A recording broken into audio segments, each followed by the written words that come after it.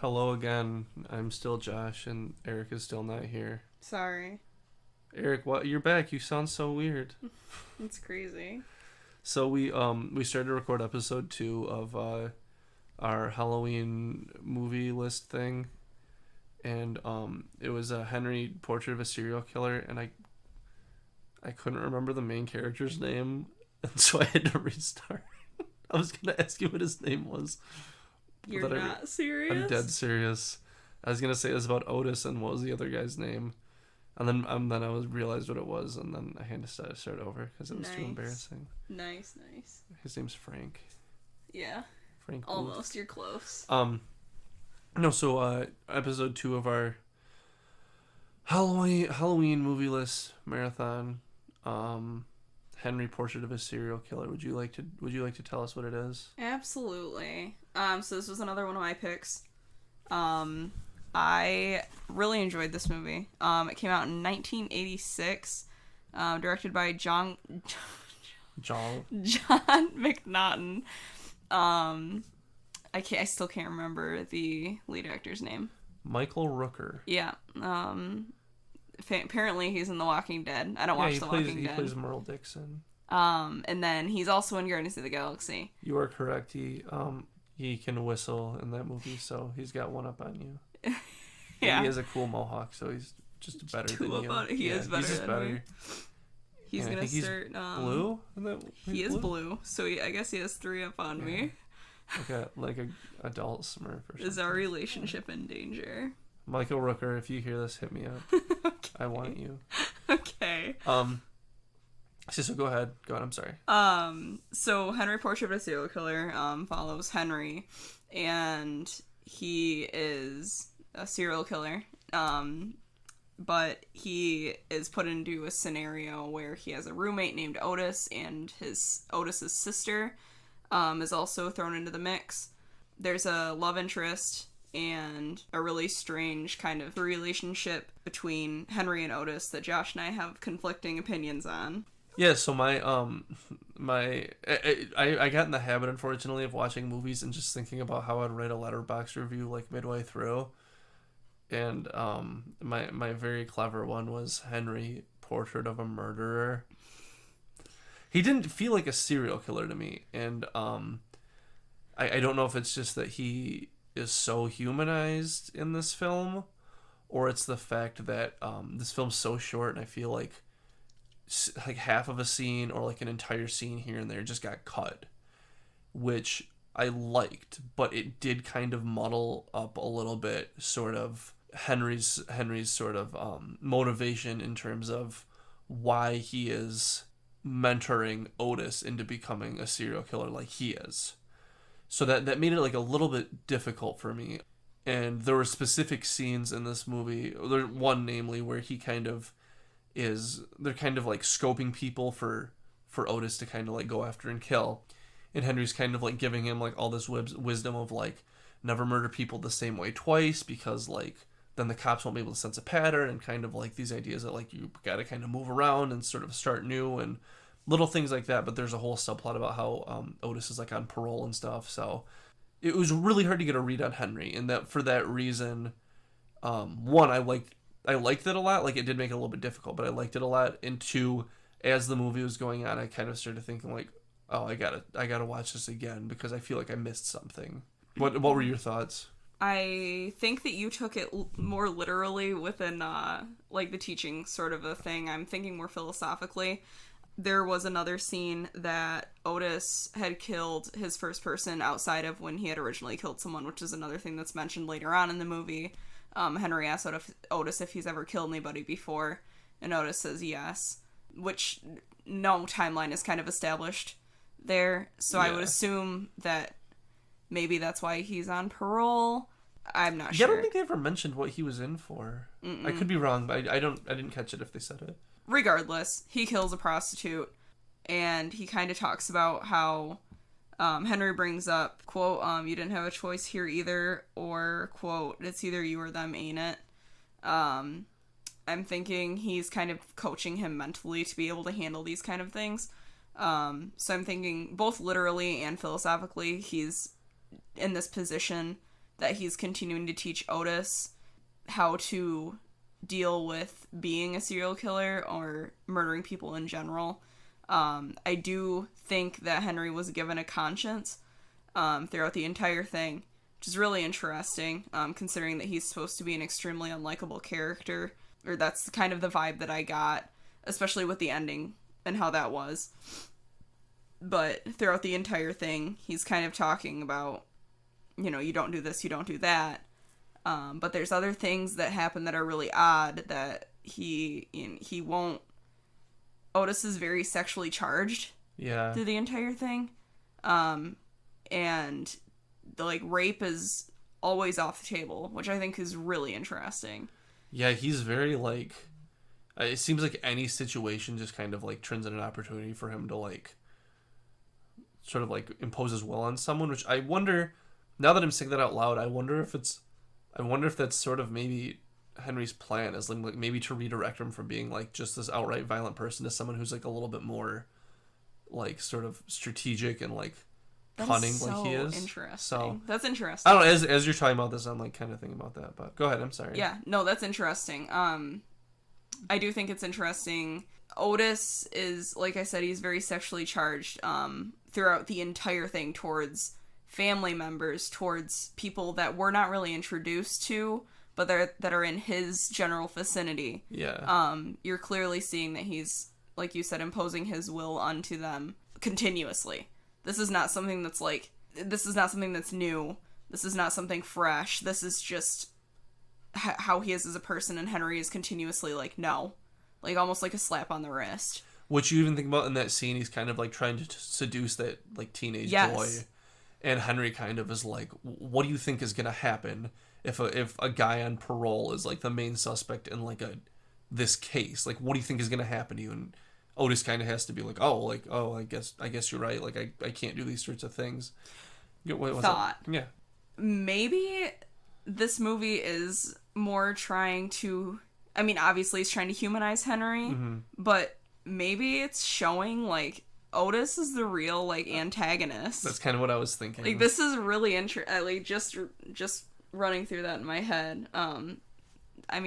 Technically speaking, Henry would be the protagonist of this movie. In sort of a stupid way that I think it's almost Henry's the portrait and Otis is the caricature. Yeah. Where Otis is more what you think of as a serial killer. He's so Unhinged. erratic and larger than life, and Henry's sort of subdued in a lot of scenes. You can tell there are scenes where he gets worked up, but as you learn about his childhood and sort of his relationship with Otis and stuff, it kind of becomes more, he becomes more likable in a lot of scenes where you don't watch him and think oh, who's he gonna murder? You watch him and you're oh, I wonder how he's gonna react in this situation. Right. And which I really liked.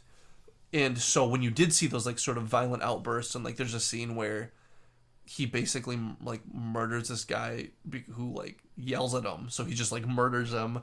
It's he's so unhinged. It's kind of where did that come from? Right. And so I said, on one hand, I really like that, but on the other hand, I'm kind of I feel I missed something, or maybe you said, maybe Henry isn't really the one we're supposed to be paying attention to. Right. But again, spoiler, just a heads up, I'm not even gonna worry about a timestamp or anything. You get to the end, and he murders Otis when Otis tries to rape his sister. Right.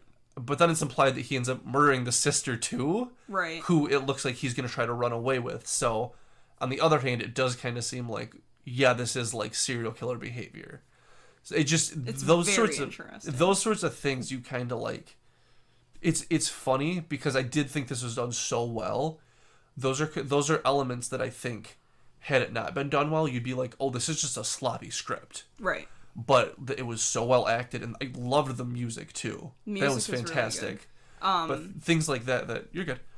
Things like that where it sort of just added to this sort of really confused sort of aura that Henry had that I really liked. But what were you gonna say? I'm sorry.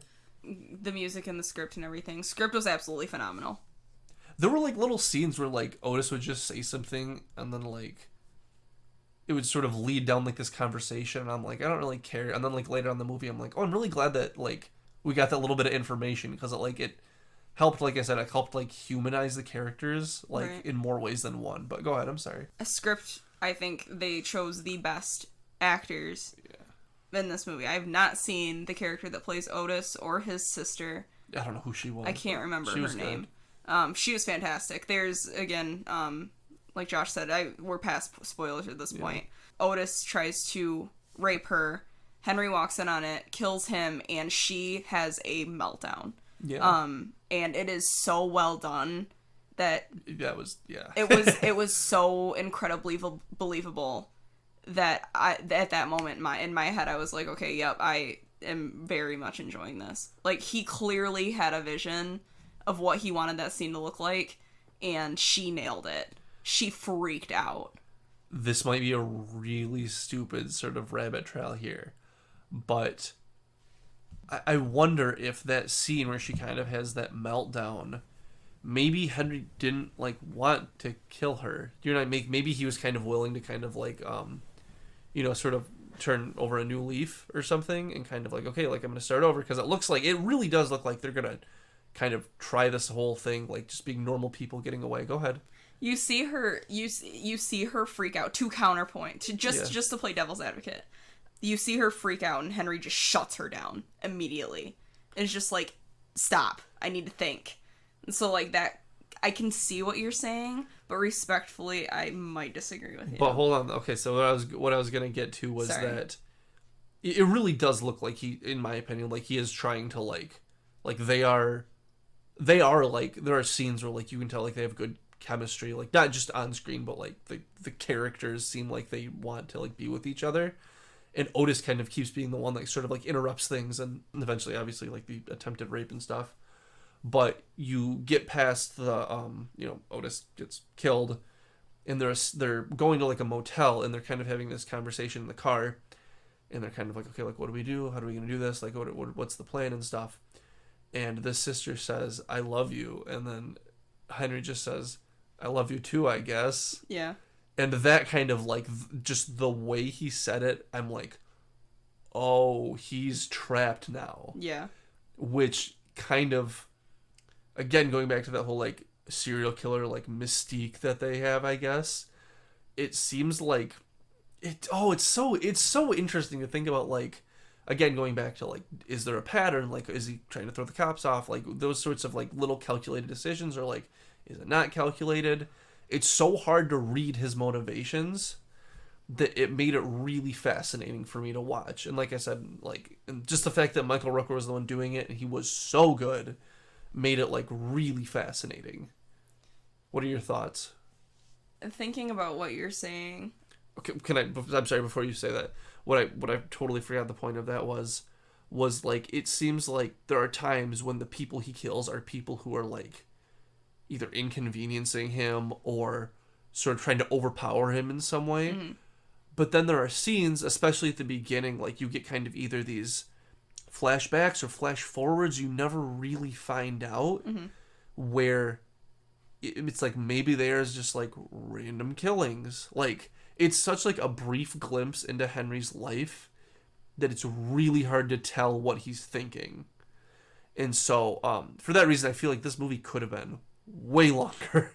Like, there's so much going on in every scene that it made it like I said, I'm watching it, I'm like, I'm gonna have to watch this again. But right. Go ahead and continue. I'm sorry. I can see where you're coming from with maybe he's killing people that inconvenience him or trap him in some way, because when you have that scene that she says she loves him, and he says, he just I looks guess I love so you dead too. inside when he says that too. He just looks so upset, and I think maybe at that point in his head he realizes, like you said, oh it's shit, like, oh no. Right. So maybe that is why he killed her.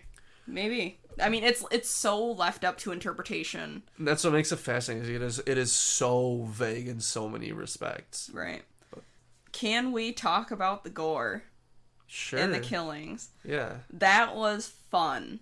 There was a scene in like a weird like pawn shop. It was more like electronics. Yeah, it was like TVs and like stereos and stuff. Clearly like underground stolen yeah. shit.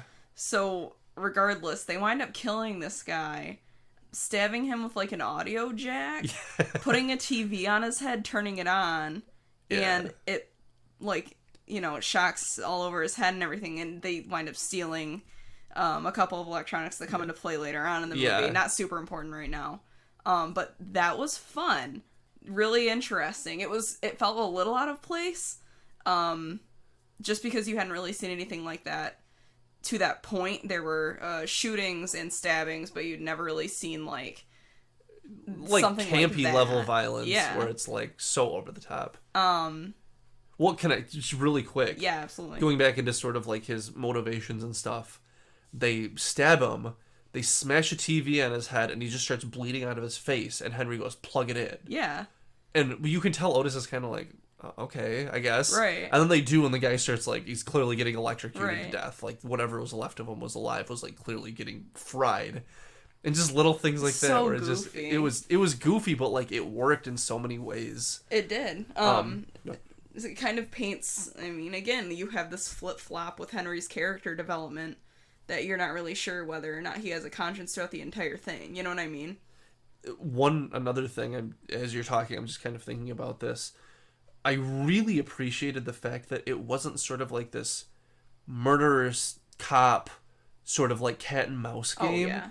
I think that's so overplayed, and I hate that every show now is like a show about a detective or like a cop. I'm like, we have enough crime dramas. I'm sorry, we can stop.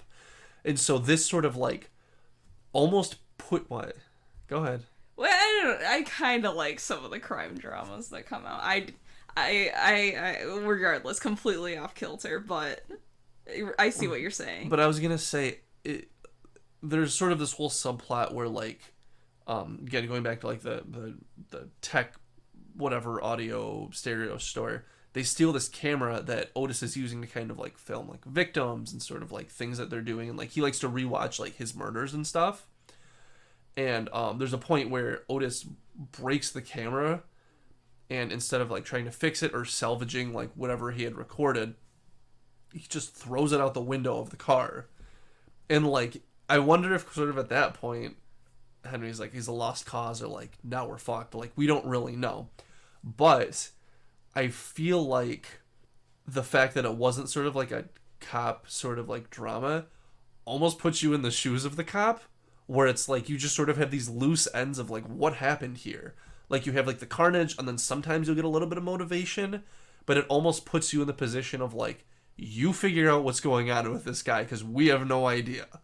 And it sort of like makes you the detective. And I as I'm thinking about that, I'm like, oh, I kind of like that. So it's kind of funny because that you brought up that scene. Immediately when I thought about it, or immediately when I saw that scene, the first thing that popped into my head was cops are gonna find that camera. That was exactly the first thing that popped into my head. I think that was just an intentional misdirect at that point. And so I was like, well, that's the end of the movie. But that happens, and that's the end. That's the end of the camera. It's done. That whole subplot's done. It never comes up again. I mean, the videotapes continue, to play a part.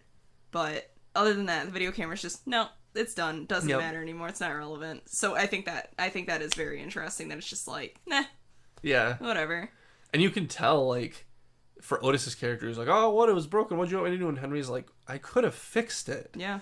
And it's just this very, like, I'm calculated, you're a hothead, like, and I'm trying to teach you, but you're not really receptive. That, like, right. Little things like that I really appreciated. So, yeah, originally I gave this movie, like, a 7 out of 10, but, like, talking about it now, I appreciate it more. I think I'm probably going to bump it up a little bit. I know you liked it a little bit more than I did, but... Yeah. What were you going to say? I'm sorry. I have a couple things. Second one first. Okay, so as goofy and as campy as, that one scene was, there were, like, moments that you genuinely felt uncomfortable.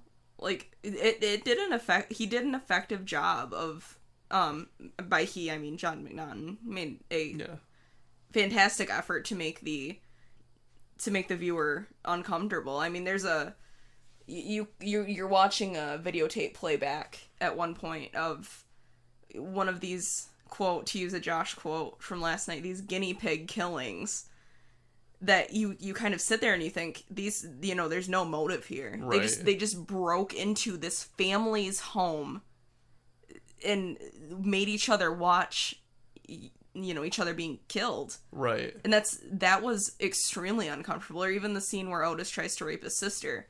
extremely uncomfortable. And one of the scene that you're talking about with the family, they have like the woman like tied up or whatever, like kind of like restrained, like either like I don't know if Otis is gonna try to rape her or something. You don't really find out. And then the husband is trying to stop them. And in the meantime, the son walks in, and Henry just tackles him and snaps his neck. Yeah. It's really hard to watch. Yeah. And then what's the next that happened? Otis is like, start it over. I want to watch it again. Yeah. It's just little things like that where you're like, what the fuck is happening? Right. Like what is wrong with these people? But again, it's like you get so little.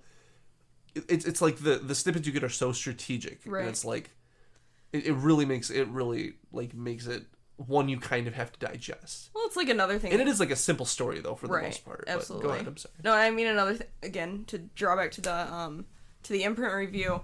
There's these torture scenes or murder scenes in a lot of movies that it'll show it or imply it and then pan away. But when you watch Henry snap this kid's neck, you're watching it. Like he's not dead shying now. Away. Yeah, he's dead now. He actually died. I was gonna say though, like those are things where like you try to pretend to snap someone's neck and you screw up, like they're dead. Yeah. That was one I was thinking about because I'm like, that looked real. That happens a lot. There's 2 prostitutes that get their necks snapped. Yeah. Which again, going back to like sort of his rules, he's like never kill people the same way twice, and I was kind of like, huh. There's a few things that conflict, but at the same time, it's just kind of like, But again, like it's forgivable. No, I think it's more strategic. You think? I think so. I think it's like, I just think it's interesting, and like, I feel like I could talk about this all day. Like it was fascinating. I really liked this. The other thing that I kind of wanted to talk about was the setting. I thought the underground of Chicago was absolutely perfect. It reflected the characters extremely well. It's shot in like the dirtiest, grimiest parts of Chicago in, the 80s, which was an absolutely fantastic setting. The apartment that they were in was disgusting. I feel like even at the time it would have looked dated. Yeah, exactly. Like it just looked ugh. It's just like the colors are very muted. Nothing really stands out a whole hell of a lot. Everything's just kind of like the kitchen's like blah. Claustrophobic and kind of like just ugly and like it felt it just looks like a dirty. place where nothing good happens. Yeah. And that's exactly how the movie goes. And the movie felt dirty. It made you feel dirty when you were watching it. Right. I mean, that's how you were supposed to feel. It's not supposed to be, super obviously it's not supposed to be a happy movie. But it made you feel like immediately when you were stepping in, okay, yeah, this is gonna be dirty. This is gonna be grimy. Right. I was very happy with it. Absolutely. Yeah, this is a really great pick by you. So I'm props to you, I guess. Hell yeah. I guess. Final thoughts. Again, I really liked it. I'd probably give this like an 8 out of 10. I also gave it a 4 out of 5 stars. Yeah, like I said, it was like a 7, but like talking made me kind of be like, it is interesting. These parts, so. Yeah, because I'm sorry. No, I'm saying the more that we talked about it, the more things I realized that I had to say about it. Super interesting. Absolutely loved it. They did make a second one. Oh, no. Not gonna watch it. Oh no. Don't know really where they'd go from there. Henry, portrait of a serial killer. Yeah. This is like a guy eating a bagel and then it ends. No, I really enjoyed it. Definitely would put this one in my collection. Yeah, I would too. Like it's a fun one. Yeah. Really glad we did it. I wouldn't necessarily call it a horror movie. Yeah, I would agree with that. But it's an okay Halloween flick.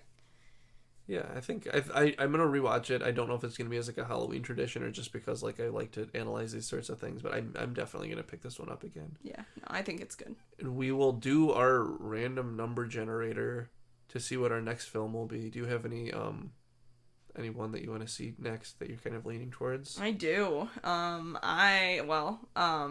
These two have been my picks. Yeah, both of these. Oh, just really quick. I'll probably make a video to kind of explain what we did, but essentially like we just compile a list of movies you want to watch and try to get them all done by Halloween. So both of these had been picks that you have made. Mm-hmm.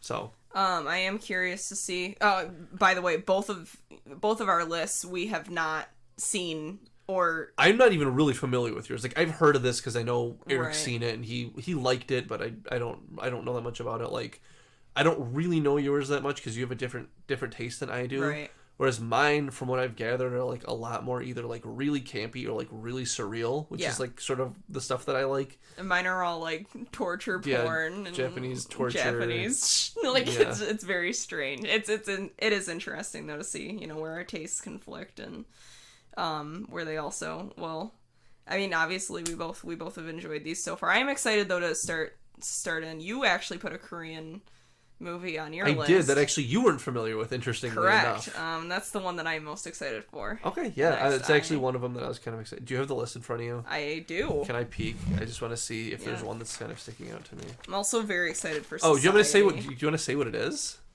Yeah, it's Cure. Yeah. Really excited about that. Of the ones that we have on the list, I would like to see Beyond the Black Rainbow, which we both wanted to watch for a long time and just never really got around to it. Also, I have on my list just this random movie I stumbled across that's like a campy horror called Popcorn. I really want to see it. It looked really goofy, and those are the kind of like 80s campy horrors that I really love. I don't actually know if it's from the 80s, but I usually think of like... When you think of camp. I think of camp, I think of like 80s horror. Right. But so I guess those are the ones that I'm kind of thinking of. Also, High Life is a longer one, but that's one that I know very little about. But I'm pretty sure Robert Pattinson's in it, and I'm in love with that man. So me too. Dibs. No. So yeah, that's sort of where we're at, and then we're just gonna kind of document these as we go along, and hopefully we'll get to all 22 by time. I almost said Christmas. Yeah. Well, I mean, if we're lucky. Let's do Halloween and Christmas. Yeah. Hopefully we can get all these done by Halloween. That'd be pretty cool. We'll get it done. But all right, thank you everyone. Cassie, say bye. Okay, bye. Bye.